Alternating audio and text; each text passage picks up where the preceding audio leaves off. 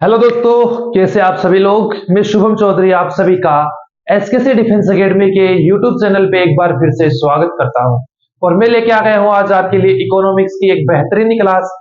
जैसा कि पिछली क्लास के अंदर हम लोगों ने बजट डिस्कस किया था और मैंने बोला था कि आप आज की क्लास जो अपनी नेक्स्ट क्लास रहेगी उसके अंदर हम पंचवर्षीय योजनाओं को कंप्लीट करने वाले हैं। तो दोस्तों, पंचवर्षीय योजना पढ़ने से पहले आपका एक टॉपिक रहता है मनी। मनी, करेंसी, मनी या करेंसी, उसको हम पढ़ लेते हैं कि करेंसी का जो आपका टॉपिक है या मुद्रा जिसको हिंदी में बात करते हैं मुद्रा। तो दोस्तों, करेंसी का जो टॉपिक है उसको भी हम आज की क्लास के अंदर कंप्लीट करने वाले हैं।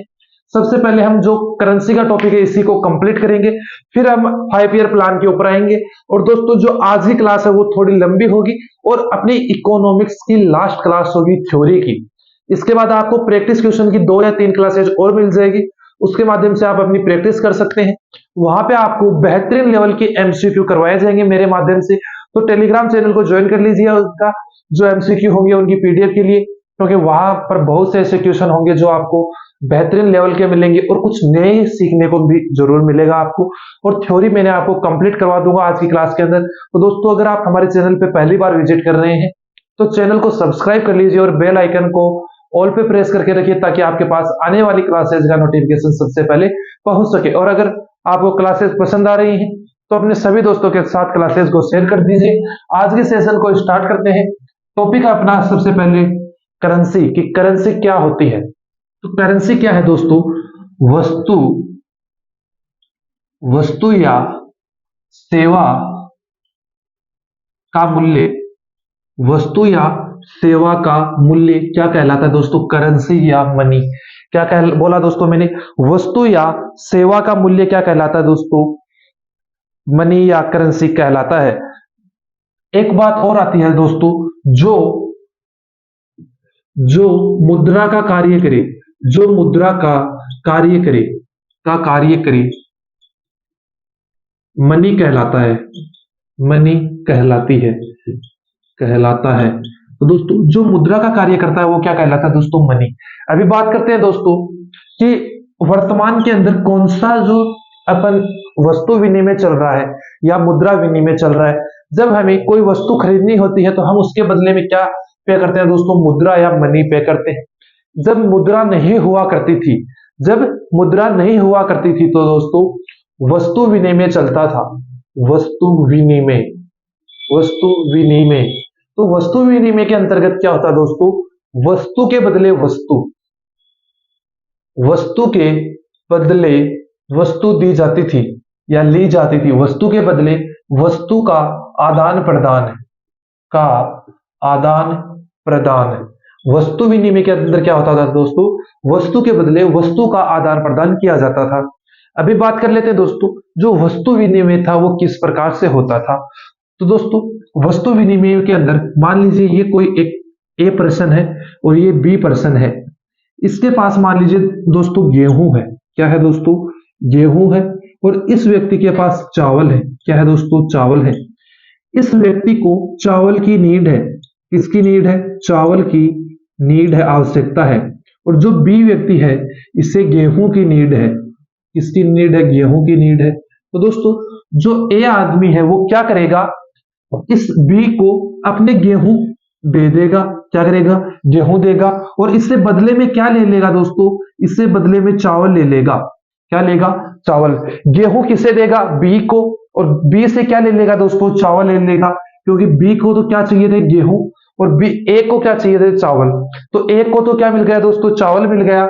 और बी को क्या मिल गया? गेहूं। तो दोस्तों, यहां पे कहीं पर भी मुद्रा का उपयोग नहीं किया गया। वस्तु के बदले वस्तु ली गई, गेहूं के बदले चावल का आदान प्रदान किया गया। इसी को बोला जाता है दोस्तों वस्तु विनिमय। एक होता है दोस्तों मुद्रा विनिमय। क्या होता है? मुद्रा विनिमय। मुद्रा विनिमय। अभी बात करते हैं दोस्तों वस्तु विनिमय। मैंने आपको बता दिया और आई होप आप सभी लोग समझ गए हों। अगर नहीं समझे तो एक बार फिर से रिपीट कर देता हूं। वस्तु के बदले वस्तु का आदान प्रदान करना क्या कहलाता है दोस्तों?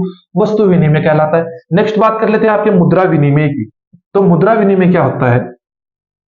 मान लीजिए ये ए आदमी है और ये बी आदमी है। ये ए है और ये बी है। ये ए है, इसको कुछ सामान लेना है, मान लीजिए इसको चावल लेना है, खाने के लिए चावल और दाल इसको खरीद के लेके आनी है। इसकी पत्नी ने इसको बोला कि जाओ और चावल और दाल लेके आओ, घर पे चावल और दाल नहीं है। ये कहाँ पे गया? ये मार्केट के अंदर गया। ये क्या है? अपना मार्केट है, बाजार है, मार्केट है या बाजार जिसको हिंदी में बोलते हैं। ये मार्केट जाता है, ए दौड़ा दौड़ा कहां पे जाता है दोस्तों? मार्केट के अंदर।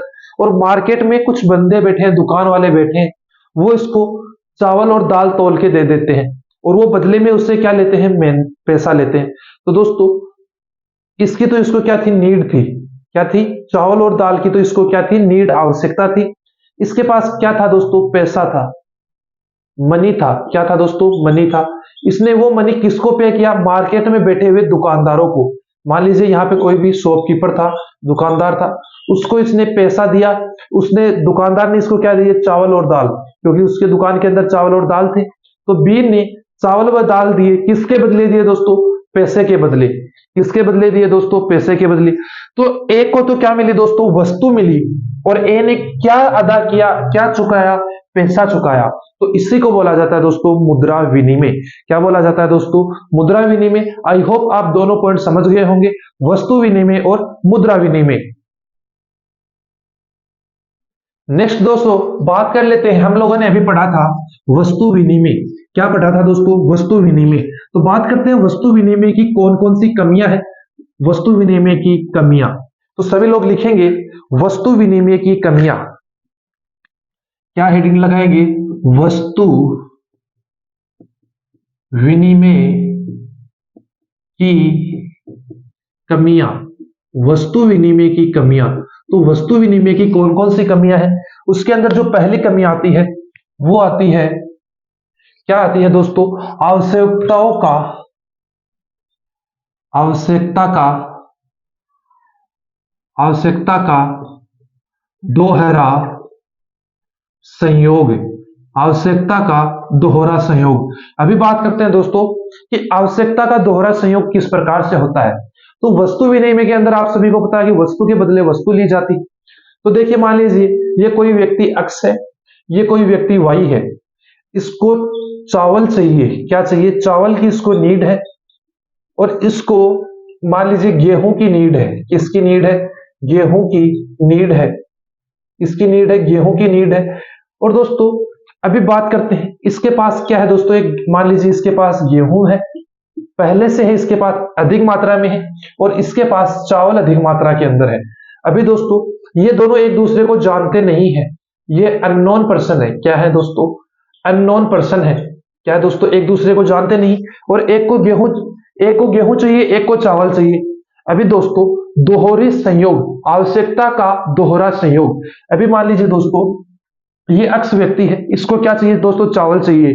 और वस्तु विनिमय है, मुद्रा विनिमय यहाँ पे होता नहीं है, वस्तु के बदले वस्तु लेनी है। तो दोस्तों इसको ऐसा व्यक्ति ढूंढना होगा जिसके पास चावल ज्यादा हो, और उसको देने के लिए इसके पास क्या है दोस्तों? गेहूं है। तो उसे गेहूं की आवश्यकता भी होनी चाहिए और चावल भी उसके पास ज्यादा होने चाहिए। इसको सेम अपनी, जो इसके पास ज्यादा है उसी की उसको आवश्यकता हो, जो दूसरा व्यक्ति है, और जो इसके पास कमी है वो अगले जो दूसरा व्यक्ति उसके पास अधिक मात्रा में हो, उसको ऐसा व्यक्ति चाहिए। तो दोस्तों इसको ऐसा व्यक्ति ढूंढना पड़ेगा जिसको चावल चाहिए। क्या चाहिए दोस्तों? चावल चाहिए। और सॉरी, एक बार फिर से देखिए, जिसको चावल बेचने हैं, चावल देने हैं, और गेहूं चाहिए, ऐसा व्यक्ति ढूंढना पड़ेगा। तो आवश्यकता का दोहरा संयोग होना बहुत मुश्किल है, और इसके अंदर कठिनाई होती है व्यक्ति को ढूंढने के अंदर। तो ये क्या है दोस्तों? वस्तु विनिमय की एक कमी है। तो क्या है दोस्तों? वस्तु विनिमय की कमी। आई होप आप आवश्यकता का दोहरा संयोग समझ गए होंगे। जो अपना नेक्स्ट पॉइंट आता है वो आता है संग्रहण में समस्या। क्या आती है दोस्तों? संग्रहण में समस्या, या इसको आप बोल सकते हैं भंडारण। संग्रहण को बोल सकते हैं भंडारण में समस्या। भंडारण में समस्या। मान लीजिए दोस्तों किसी किसान है, कोई किसान है, उसके पास गेहूं की बढ़िया फसल हुई। किसकी फसल हुई? गेहूं की बढ़िया फसल हुई। और मान लीजिए 8 या 9 महीने बाद उसकी बेटी की शादी है। क्या है दोस्तों? उसकी बेटी या बेटे की शादी है।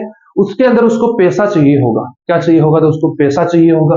तो वो 8-9 महीने तक उस गेहूं का भंडारण करेगा तो उसमें कुछ ना कुछ लग जाएगा, जैसे कीड़े मकोड़े हो गए वो लग जाएंगे और वो गेहूं धीरे धीरे खराब होने लगेगा। तो दोस्तों वस्तुओं को भंडारित करने में भी क्या है दोस्तों समस्या है। भंडारण के लिए ज्यादा स्पेस चाहिए। अगर मुद्रा होगी तो वो अकाउंट में रख सकता है अपनी। तो ये किसकी कमी है दोस्तों, वस्तु विनिमय की कमियां है। जो अपनी तीसरी कमी आती है वो आती है भविष्य में भुगतान की। किसकी दोस्तों, भविष्य में भुगतान। भविष्य में भुगतान। भविष्य में भुगतान की किस तरीके से कमी आएगी दोस्तों, ये दोनों समस्याएं लगभग रिलेट करती है। मान लीजिए किसी को अपना कर्जा चुकाना है अगले साल और इस साल फसल बढ़िया हुई, वो अपनी फसल में से कुछ हिस्सा ऐसा रखना चाहता है जिससे वो अपना ऋण चुका सके कोई किसान, तो उसको भंडारित करने में भी समस्या है।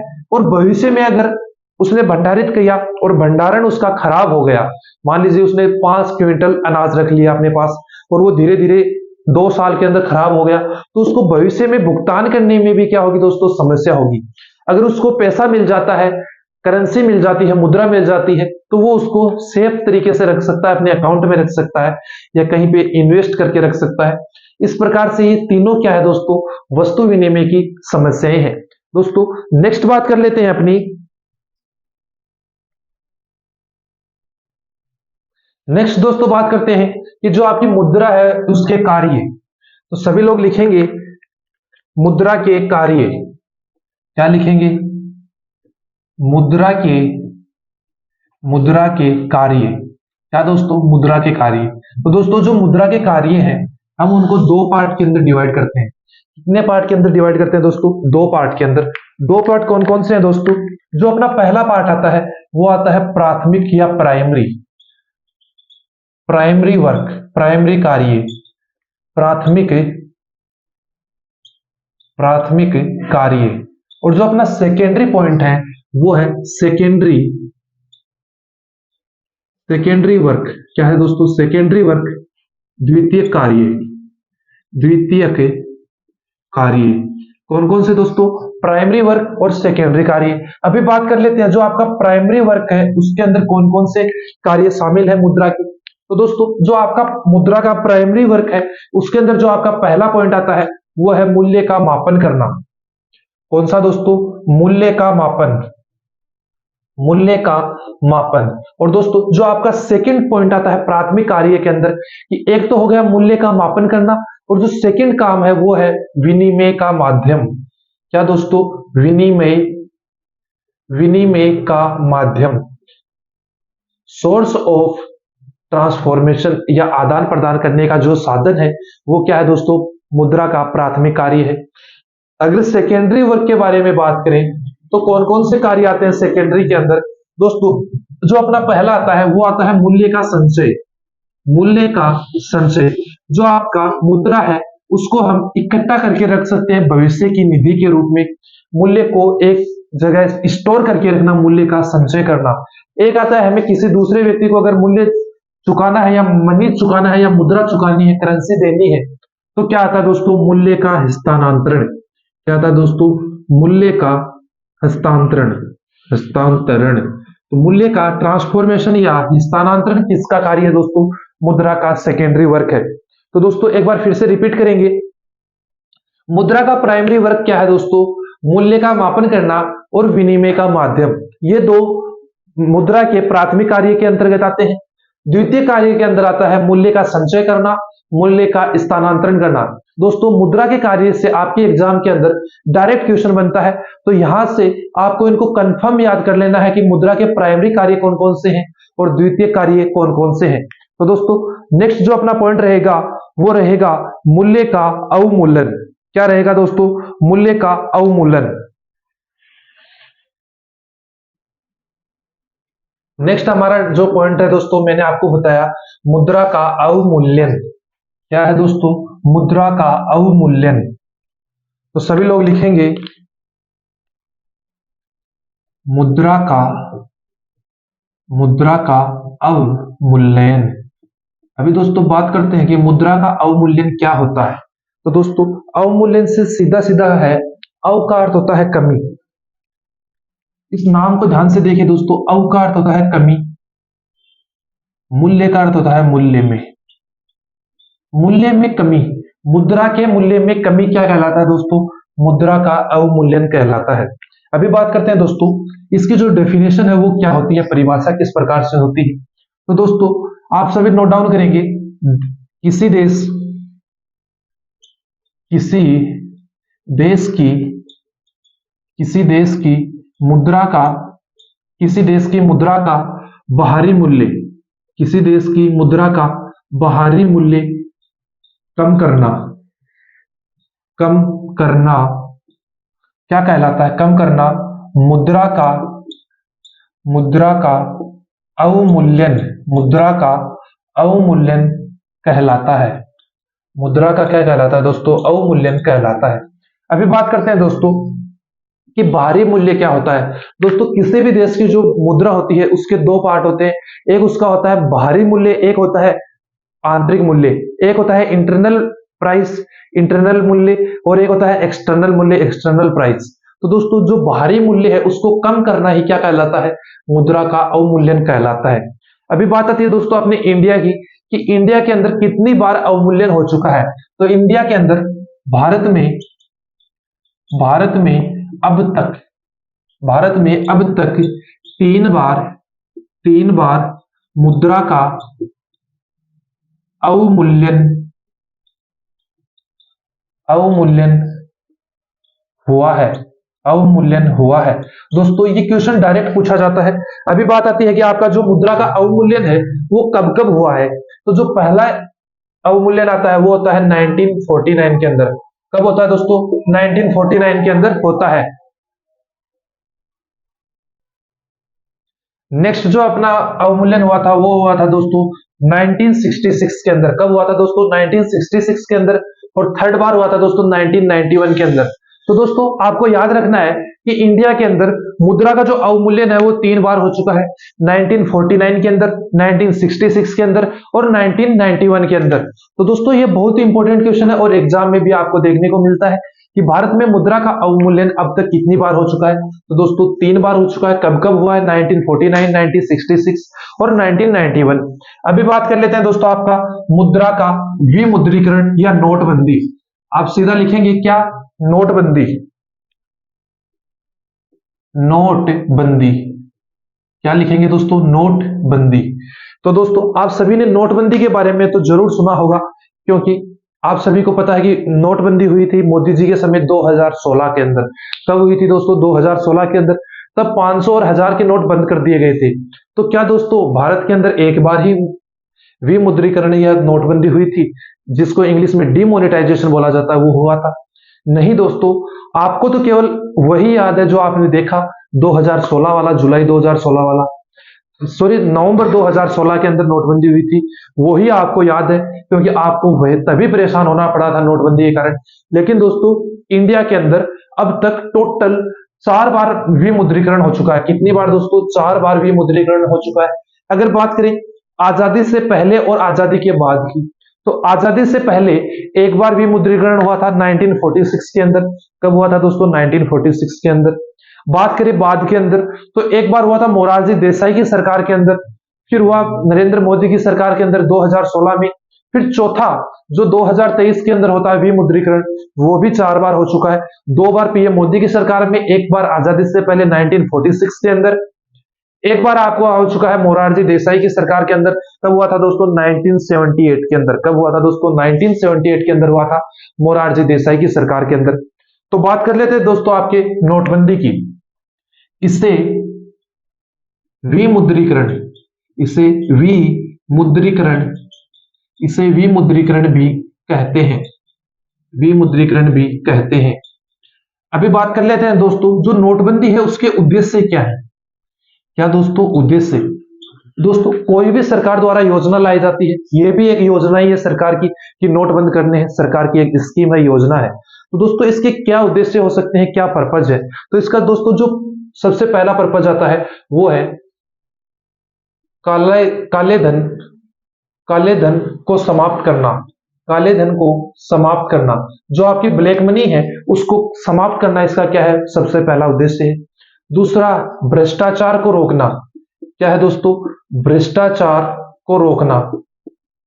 भ्रष्टाचार को रोकना, इसका सेकंड उद्देश्य है। अगर तीसरे उद्देश्य की बात करें तो वो आपका आ जाता है टैक्स चोरी को रोकना, टैक्स चोरी को रोकना। चौथा जो आता है वो आता है जमाखोरी रोकना। क्या आता है दोस्तों? जमाखोरी, जमाखोरी रोकना। क्या आता है दोस्तों? जमाखोरी रोकना। ये आपके इसके 4 पर्पज है। जो पांचवा अपना पर्पज है वो आता है दोस्तों नकली मुद्रा पर रोक, नकली मुद्रा पर रोक। दोस्तों अगर मुद्रा लंबे समय तक सेम रहती है तो आप सभी को पता है कि किसी भी देश, मान लीजिए, और अगर इंडिया की बात करें तो इंडिया तो बहुत जुगाड़ू देश है दोस्तों। इंडिया तो जुगाड़ पे ही चलता है। इंडिया के अंदर तो बहुत से ऐसे जुगाड़ू बैठे हैं जो नकली नोट बनाने की मशीन बनाते हैं और उनसे नकली नोट छापना स्टार्ट कर देते हैं। दोस्तों अभी आज ही मैं न्यूज पढ़ रहा था, मुझे पता चला कि एक जोधपुर के अंदर जो अपनी सेंट्रल जेल है उसके अंदर एक अपराधी था और उसने जेल के अंदर ही उसको आइडिया है कि मैं नकली नोट छापना स्टार्ट कर देता हूं। जब वह रिहा हुआ, घर पे गया तो उसने नकली नोट छापने की मशीन लेके आया और नकली नोट छापने लगा। अभी मेरे पास जो लेटेस्ट न्यूज आई थी वो पढ़ रहा था दैनिक भास्कर के ऊपर, 2 करोड़ रुपए के नकली नोट छापे उसने। कितने करोड़ रुपए के दोस्तों? 2 करोड़ रुपए के नकली नोट छापे। और दोस्तों वो उन नोटों को प्रॉपर्टी के अंदर इन्वेस्ट करने जा रहा था, वहां पे वो पकड़ा गया, वरना दोस्तों वो भी नहीं पकड़ा जाता। तो दोस्तों उसके जैसे केवल क्या पता कितने लोग हैं जो नकली मुद्रा छापते हैं। तो उन्हीं को रोकने के लिए क्या की जाती है दोस्तों? नोटबंदी की जाती है, नए नोटों का प्रचलन किया जाता है। जो छठा अपना इसका उद्देश्य आता है और इंपॉर्टेंट उद्देश्य आता है नई मुद्रा का संचालन, नई मुद्रा का, नई मुद्रा का संचालन, नई मुद्रा का संचालन। ये दोस्तों 6 क्या है अपने विमुद्रीकरण के उद्देश्य हैं। अभी बात कर लेते हैं दोस्तों कि विमुद्रीकरण इंडिया के अंदर मैंने आपको बताया था कि 4 बार हो चुका है, तो कब कब हुआ है। तो सबसे पहले तो बात करेंगे कि विमुद्रीकरण सबसे पहले कब हुआ था। तो दोस्तों सबसे पहले हुआ था 1946 के अंदर। विमुद्रीकरण कब कब हुआ? विमुद्रीकरण कब कब हुआ?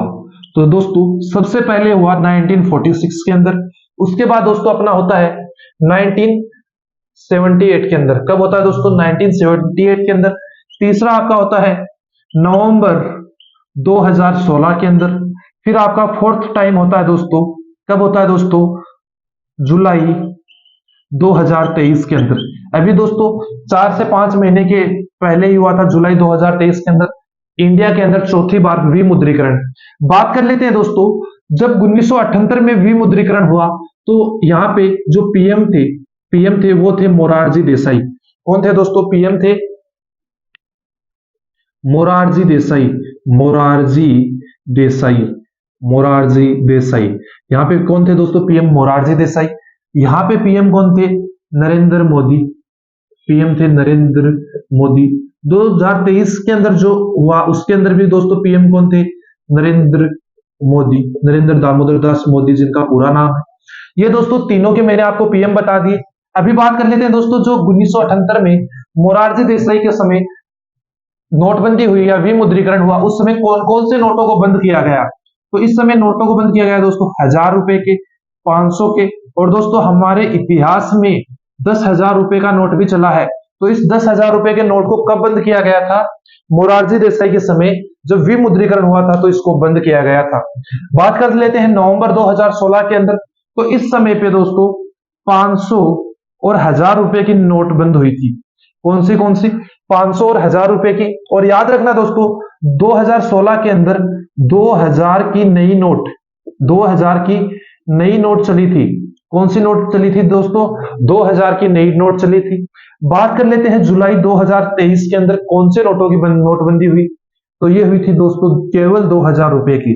दोस्तों जो नोट नवंबर 2016 के अंदर चलाए गए थे उनकी नोटबंदी कब हुई? जुलाई 2023 के अंदर। दोस्तों ये कंप्लीट हो चुका है अपना। इसके अलावा जो इंपॉर्टेंट फैक्ट बनते हैं मुद्रा से वो है 1957। कब दोस्तों?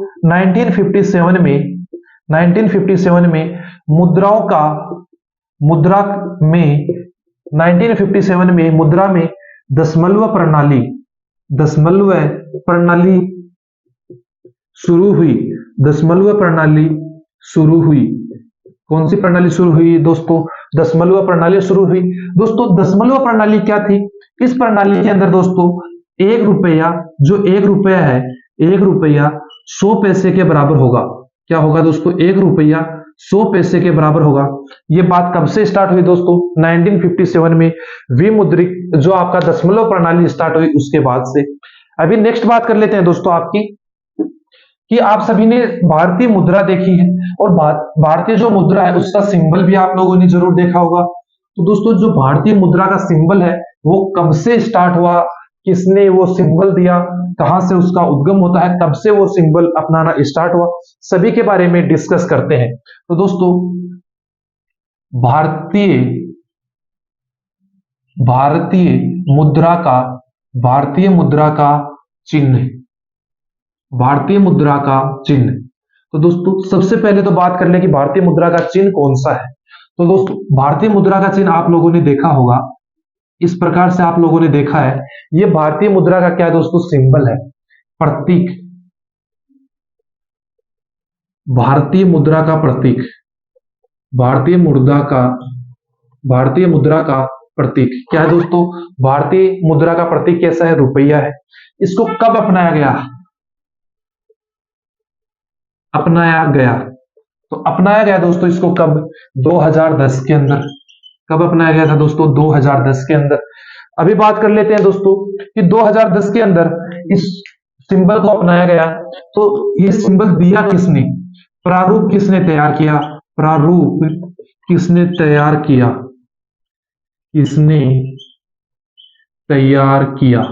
तो दोस्तों इसका जो प्रारूप है वो तैयार किया था डी उदय कुमार ने। डी उदय कुमार ने किसने तैयार किया था दोस्तों? डी उदय कुमार ने अपना ये रुपये का सिंबल तैयार किया था। दोस्तों नेक्स्ट जो अपनी बातें थी वो यहीं तक रखते हैं।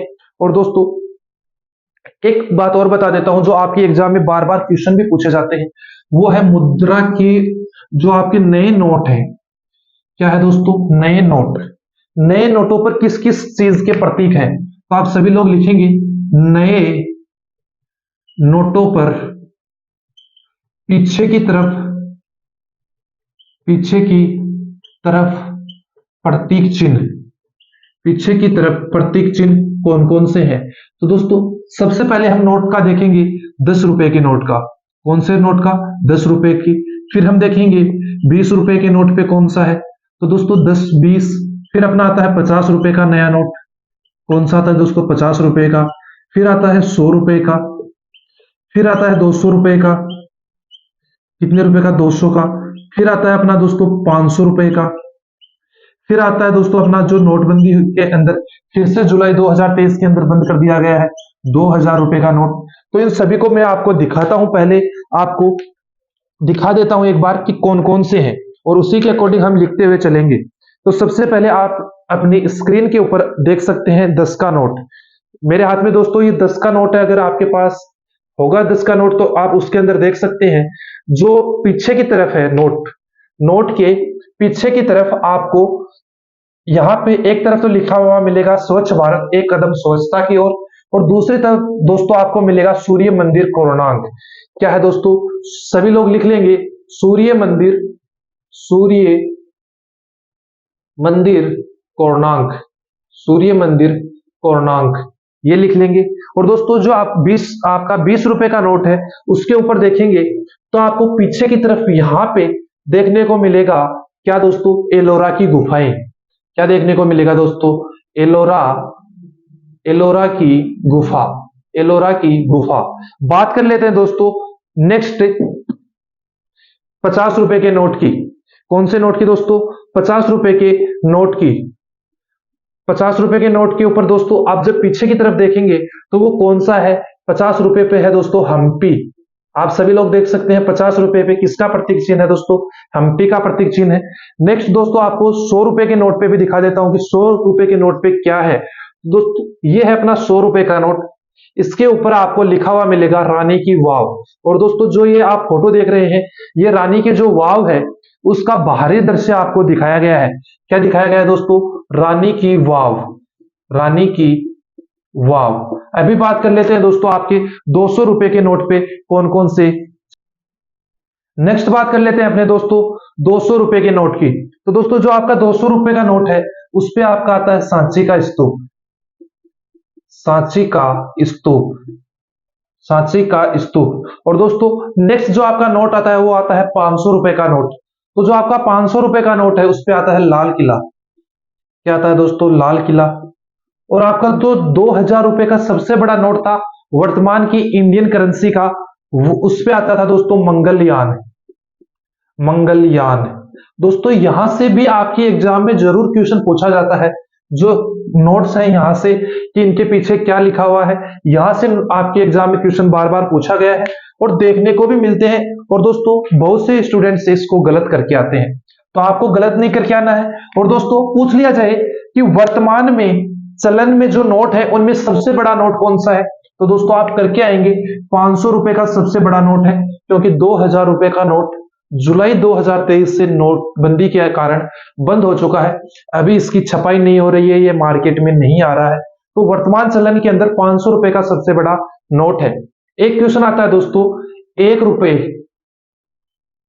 रुपए के नोट पर, एक रुपए के नोट पर किसके हस्ताक्षर होते हैं?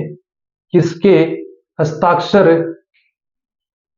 एक रुपए के नोट पर किसके हस्ताक्षर होते हैं? आप सभी को पता है कि जो पुराने नोट है अपने 10 रुपए के, 20 रुपए के, 50 रुपए के, 100 रुपए के, 200 के, 500 के, 2000 का जो नोट होता था, या जो अपने पुराने 100, 500, 1000 के नोट हैं, उनके ऊपर किसका है दोस्तों?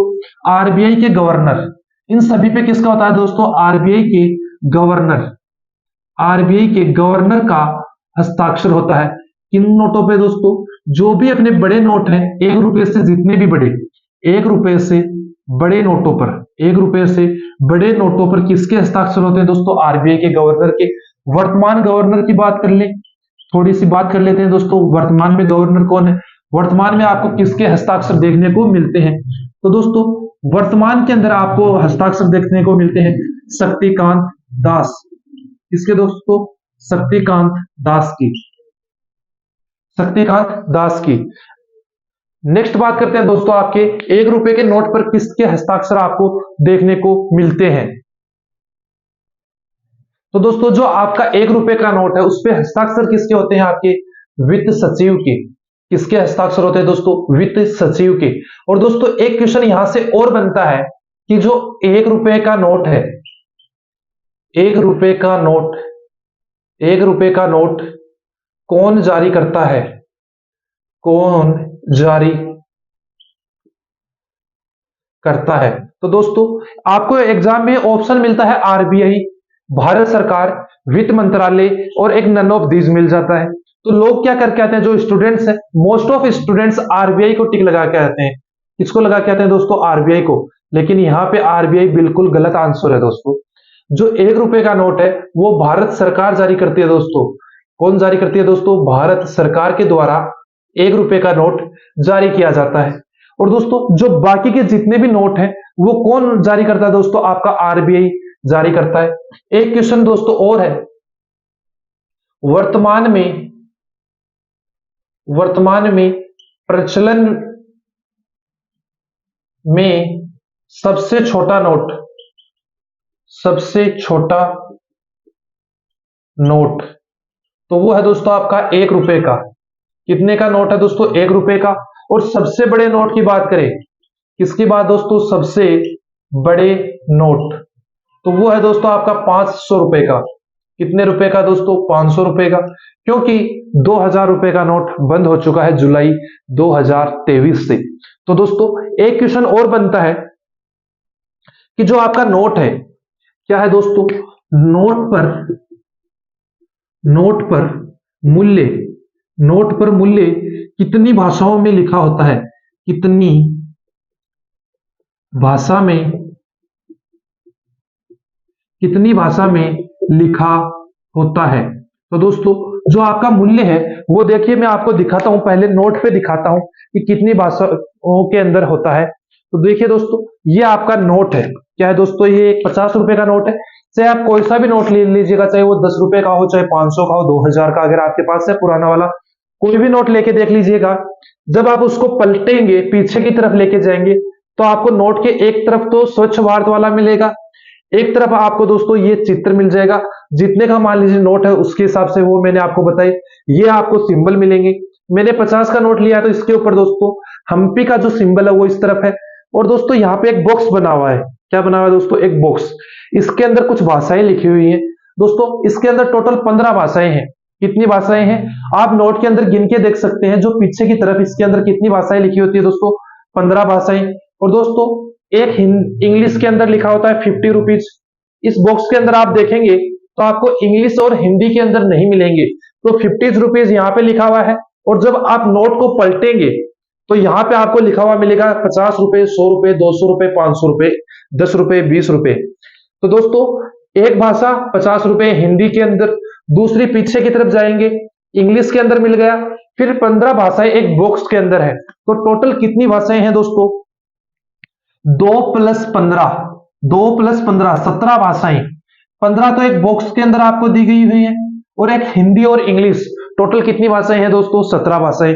और दोस्तों मैंने आज आपको बोला था जब क्लास स्टार्ट की थी, तो दोस्तों आज की क्लास के अंदर हम पहले मुद्रा करने वाले थे, फिर 5 ईयर प्लान करने वाले थे।